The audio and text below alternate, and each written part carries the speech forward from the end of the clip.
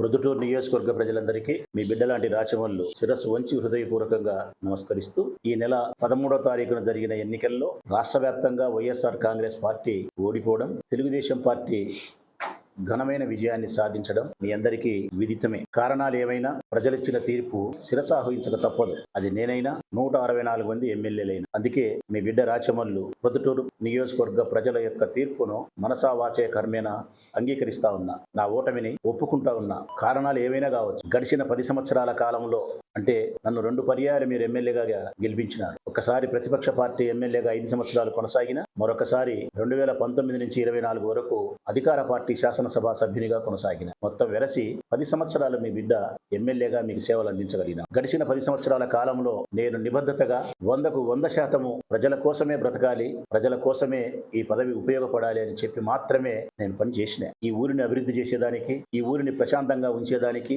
ఈ ఊరిలోని పేద ప్రజల యొక్క కష్టాలను పరిష్కరించేదానికి నిరంతరం ఆలోచించిన, శ్రమించిన, ప్రయాణం చేసి ఉద్యోగస్తుల విషయంలో ఎప్పుడూ గౌరవంగానే ప్రవర్తించి వారి సాధక బాధలను అర్థం చేసుకోగలిగిన ఉద్యోగస్తులుగా, చదువుకునే వారిగా వారి మేధస్సును గౌరవించి ఎమ్మెల్యేగా వారిపై ఎప్పుడు పెత్తనం చేయలే. ఈ 10 సంవత్సరాల కాలంలో ఈ నియోజకవర్గాన్ని అభివృద్ధి చేసే కార్యక్రమంలో నాకు సహకరించినటువంటి ప్రతి ఉద్యోగస్తునికి నా హృదయపూర్వకమైనటువంటి కృతజ్ఞతలు తెలియజేస్తా ఉన్నా. చిన్న ఉద్యోగస్తుల దగ్గర నుంచి పెద్ద ఉద్యోగస్తుల దగ్గర వరకు పేరు పేరున ప్రతి ఒక్క ఉద్యోగస్తునికి హృదయపూర్వకంగా కృతజ్ఞతలు తెలియజేస్తా ఉన్నా. వ్యాపారస్తులు ప్రొద్దుటూరులో అధికంగా ఉన్నారు.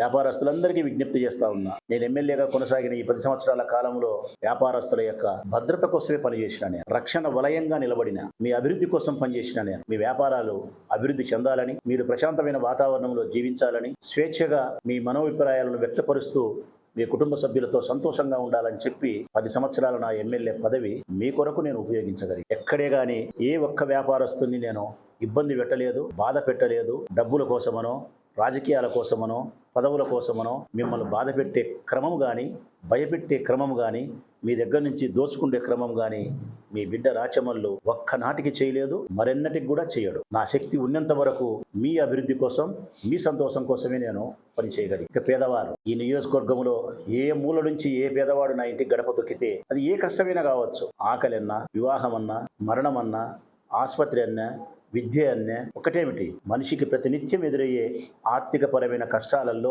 పేదరికంలో నా గడప తొక్కిన ప్రతి పేదవాన్ని నేను హృదయపూర్వకంగా నేను ఆలింగనం చేసుకోగలిగిన, వారి సమస్యను నేను గౌరవించగలిగిన, వారి సమస్యను నేను పరిష్కరించగలిగిన, పేరు పేరున ప్రతి మనిషికి సహాయం చేయగలిగిన. గడిచిన ఈ 10 సంవత్సరాల కాలమే కాకుండా పేదవారి విషయంలో అయితే 28 సంవత్సరాలుగా నేను వారి కష్టసుఖాల్లో భాగస్థుని పనిచేసి, నాకు ఇచ్చిన అవకాశం ఒక్కసారి మీరు అధికార పార్టీ ఎమ్మెల్యేగా 19 నుంచి 24 వరకు ఈ 5 సంవత్సరాల కాలంలో ఈ నియోజకవర్గాన్ని ఎంత అభివృద్ధి చేయాలనో అంతా చేసిన నేను. తాగడానికి గుక్కెడు మంచినీళ్లు లేని ప్రొద్దుటూరు నియోజకవర్గం పట్టణంలో 150 కోట్ల రూపాయలతో శ్రీశైలం నుంచి నీళ్లు తెప్పించి మీకు అందించగలిగి, 120 కోట్ల రూపాయలతో మున్సిపాలిటీ నిధులతో అడిగిన ప్రతి చోట రోడ్డు, కాలువ నిర్మించగలిగినాను. జగన్మోహన్ రెడ్డి గారి పాలనలో ప్రతి బడిని బాగు చేయగలిగినాం. మీరు అడిగిన ప్రతి అభివృద్ధి కార్యక్రమాన్ని వేగవంతంగా మీకు అందించగలిగినాను. ప్రకాష్ నగర్ అయినా, వివేకానంద నగర్ అయినా, భగత్ సింగ్ కాలనీ అయినా, హౌసింగ్ బోర్డు అయినా, రాచమల్లు కాలనీ అయినా ఒక్కటేమిటి, 20, 30, 40 సంవత్సరాలుగా అభివృద్ధికి నోచుకొని అన్ని కాలనీలను అభివృద్ధి చేసే దిశగా మీ బిడ్డ రాచమల్లు ప్రయాణం చేసి మీ మన్ననలు పొందగలిగినాడు. అభివృద్ధి విషయంలోనూ, నా జెండా సంక్షేమాన్ని పేదవారికి అందించిన విషయంలోనూ, నా నాయకుడు పాలన విషయంలో పారదర్శకత ప్రదర్శించిన విషయంలోనూ నేను మీ మన్ననలను, మా పార్టీ నేను పొందగలిగిన. వ్యక్తిగతమైనటువంటి నా మానవతా హృదయంతో మీకు సహాయపడిన విధానం ప్రతి నోట నన్ను అభినందించే విధంగానే ఉంది. మీ అందరికీ నేనంటే అభిమానమే, మీ అందరికీ నేనంటే ఇష్టమే. నన్ను మీ బిడ్డగా, మీ సోదరునిగా నన్ను దగ్గరికి తీసుకోగలిగినారు. సామాన్యమైన రైతు కుటుంబంలో జన్మించిన నన్ను పెద్ద లీడర్ని చేయగలిగినారు. 2 సార్లు ఎమ్మెల్యే పదవి ఇవ్వగలిగిన. ఏమిచ్చి మీ రుణం తీర్చుకోగలుగుతా? ఆ చర్మం ఒలిసి మీకు చెప్పులు కుట్టించినా కూడా మీ రుణం తీర్చుకోలేరు. ఒక్కసారి ఓటమి చెందినంత మాత్రాన మిమ్మల్ని నిందించేంత బలహీనుడు కాదు మీ బిడ్డ రాచమల్లు. ఒక్కసారి నేను ఓటమి పాలైనంత మాత్రాన మీ వ్యక్తిత్వాన్ని కించపరిచే వ్యక్తి కాదు మీ బిడ్డ. రాజకీయ జీవితంలో గెలుపు ఓటములు సర్వసాధారణం. ఆ మాటకు వస్తే వరదరాజిరెడ్డి గారు ఓడలేదా? 2009లో ఓడలేదా? 2014లో ఓడలేదా? 2019లో ఆయన పోటీనే చేయకుండా ఇంటికే పరిమితం కావాల్సిన పరిస్థితి కాలేదు. పెద్దలు ఓడినారు. కానీ ఓటమి చెందినప్పుడు కానీ, గెలిచినప్పుడు కానీ ప్రజలు నిందించడం మానుకుంటేనే మంచిది ప్రజాస్వామ్యం. మనం అన్ని చేసినాం, అంతా మంచే, కానీ ఓటేలే. దానికి కారణం వారి హృదయంలో మరొక ఆలోచన ఉంటుంది. మేనిఫెస్టోలో ఎన్నికలలో చంద్రబాబు నాయుడు గారు ఇచ్చినటువంటి హామీలు మా కుటుంబానికి మేలు జరుగుతాయని చెప్పి భ్రమించి ఉండొచ్చు. 3 గ్యాస్ సిలిండర్లు వస్తాయనుకోండొచ్చు, ఆర్టీసీ బస్సు ఛార్జీలు లేవనుకోండొచ్చు, కరెంటు బిల్లులు పెరగవనుకోండొచ్చు, ఆడపిల్లలు ఎంతమంది అంతమందికి డబ్బులు ఇస్తానని చెప్పినాడు కాబట్టి ఇస్తాడనుకోండొచ్చు, ప్రతి నెల 4,000 పెన్షన్ అనుకోండొచ్చు, అమ్మఒడి ఎంతమంది అంతమందికి ఇస్తానని చెప్పినది కావచ్చు, చేనేతలకు మగ్గం ఉంటే 500 యూనిట్ల వరకు 200 యూనిట్ల కరెంటు ఫ్రీ అని చెప్పినది కావచ్చు. ఎన్ని కారణాల చేత పేదరికంలో ఉండే మాకు ప్రతి నెల 15,000, 10,000, 12,000 డబ్బు వస్తుంది కదా అనే ఇష్టంతో, కోరికతో, వారి పేదరికంతో చంద్రబాబు నాయుడు చెప్పిన మాటలు నమ్మి ఓటేసిండారు. ఆ నమ్మకం నమ్మకమా? ఆ నమ్మకం బొమ్మ అనేది కాలం నిర్ణయిస్తుంది. కానీ నేనైతే కోరుకుంటా ఉన్నా, ప్రజలకు మంచి జరగాలని కోరుకుంటా ఉన్నా. చంద్రబాబు నాయుడు చెప్పిన హామీలన్నింటినీ నెరవేర్చి ఈ రాష్ట్రంలో ఉండే పేద ప్రజలకు మేలు చెయ్యాలని కోరుకుంటా ఉన్నా. అందులో నా నియోజకవర్గం ఒకటి ఉంది. నా నియోజకవర్గంలో పేదవారు ఉన్నారు కాబట్టి ప్రతి నెలా వారికి 10-15 వేల రూపాయలు ప్రభుత్వం నుంచి రాగలిగితే మొట్టమొదట సంతోషించేవాడిని నేనే. ఏదేమైనప్పటికీ కూడా వరదరాజిరెడ్డి గారు విజయాన్ని సాధించినందుకు మనస్ఫూర్తిగా చెప్తా ఉన్నా శుభాకాంక్షలు వారికి. వారితో నేను ఓడినందుకు నాకు బాధ లేదు. కారణం ఎన్నోసార్లు చెప్పిన నా గురువు అత్యంత బలవంతుడు, రాజకీయంలో శక్తివంతుడని అంగీకరించిన ఆ రోజు కూడా ప్రజలు ఈ రోజు అనుకూలమైన తీర్పు ఇచ్చినారు కాబట్టి ఆయన గెలవగలిగినాడు. ఒకసారి నేను విజయం సాధించిన ఆయన మీద, ఒకసారి ఆయన నా మీద విజయం సాధించి, నేను గెలిచిన ఆయన మీద నాకు గౌరవమే, నేను ఓడినా ఆయనతో నాకు గౌరవమే. కానీ ఒక్క మాట అయితే చెప్పగలుగుతా, పెద్దలు వరదరాజిరెడ్డి గారి మీకు చాలా బలమైనటువంటి బాధ్యతనిచ్చినారు ప్రజలు. ఈ నియోజకవర్గాన్ని అభివృద్ధి చేసే బాధ్యతనిచ్చినారు. గడిచిన 25 సంవత్సరాల కాలంలో మీరు ఏం చేసినారో ఏం చేయలేదో ఇక్కడ విమర్శించడం, పొగడడం అప్రస్తుతం. కేవలం ఉండబడిన 5 సంవత్సరాల కాలాన్ని మీకు ఇచ్చిన ఈ పెద్ద బాధ్యతను స్వీకరించండి. ఈ నియోజకవర్గాన్ని అభివృద్ధి చేసేదానికి మీ చివరి రాజకీయ చరవాంక దశలో మీ కాలాన్ని ఉపయోగించి ఈ ప్రజల హృదయాలలో చిరస్థాయిగా నిలబడిపోయేంత గొప్ప కార్యక్రమాలు మీ పార్టీ ద్వారా, మీ ప్రభుత్వం ద్వారా ప్రజలకు చేయాలని మనస్ఫూర్తిగా మిమ్మల్ని నేను కోరుకుంటా ఉన్నా. మీరు చేయబోయే అభివృద్ధి కార్యక్రమాల్లో రాచమల్లు ఓ సామాన్య ఓటరుగా, ఓ ప్రజా నాయకునిగా, ఓ రాజకీయ పార్టీకి సంబంధించినటువంటి నియోజకవర్గ నాయకునిగా మీకెప్పుడు నేను అభివృద్ధిలో సహకరిస్తా. కక్షలకు, కార్పణ్యాలకు, కక్షాదింపు చర్యలకు తిలోదకాలిచ్చి ఈ ప్రొద్దుటూరు నియోజకవర్గాన్ని ఆదర్శవంతమైన గ్రామంగా, ఆదర్శవంతమైన నియోజకవర్గంగా రాజకీయాలు నడపాలని చెప్పి మిమ్మల్ని మనస్ఫూర్తిగా కోరుకుంటూ, మరొక్కసారి మీరు చేయబోయే అభివృద్ధికి నేను ఎదురు చూస్తూ ఒక్క మాట అయితే చెప్పగలుగుతా. తెలుగుదేశం పార్టీ వారి నేటి నుంచి 1 సంవత్సరం కాలం పాటు మిమ్మల్ని నేను విమర్శించను, మిమ్మల్ని నేను ప్రశ్నించను.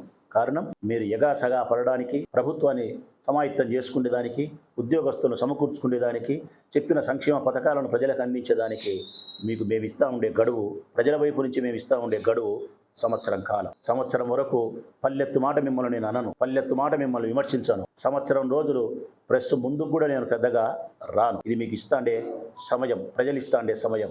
దాన్ని నేను కూడా అంగీకరిస్తా ఉన్నా.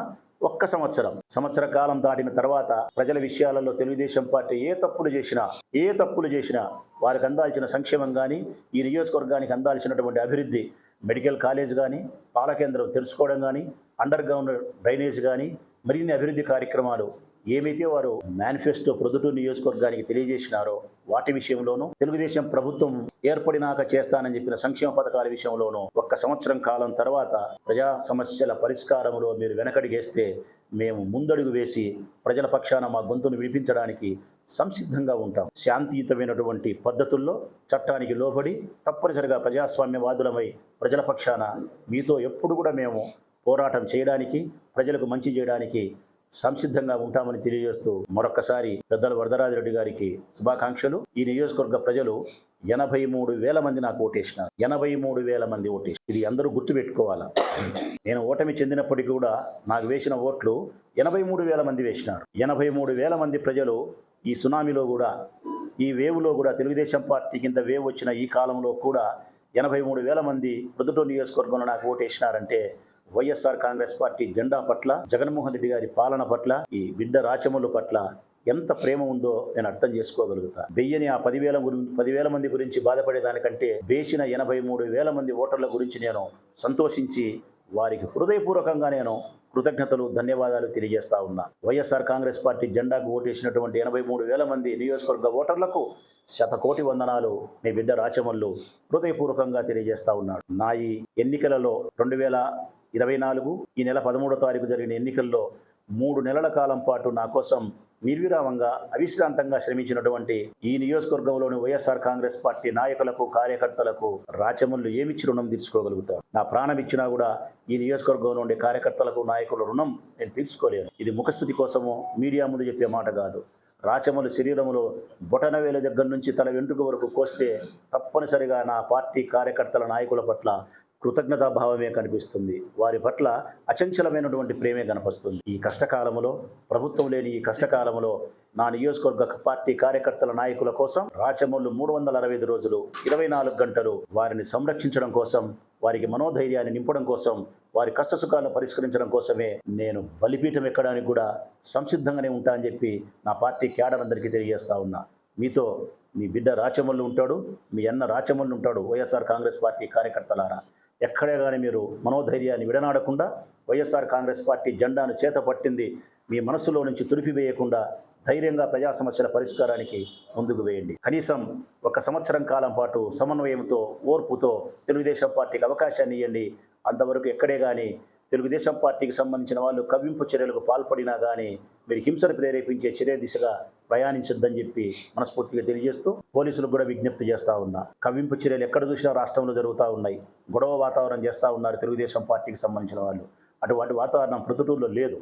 ఆ లేకుండా ఉండే విధానాన్ని అట్టనే కొనసాగించాలని, ఎక్కడైనా ఒకటి అరా అటువంటి వాతావరణానికి ప్రయత్నం చేస్తే దాన్ని కట్టడి చేసేదానికి పోలీసులు ప్రయత్నం చేయాలని చెప్పి మనస్ఫూర్తిగా పోలీస్ శాఖకు తెలియజేస్తూ మరొకసారి ఈ నియోజకవర్గ ప్రజలందరికీ నా హృదయపూర్వక ధన్యవాదాలు తెలియజేస్తూ సదా మీ సేవలో మీ బిడ్డ రాచమల్లు. ఊపిరి ఉన్నంత వరకు ఈ ఊరి అభివృద్ధి కోసమే, నా ఊపిరి ఆగిపోయేంత వరకు మీ సంతోషం కోసం.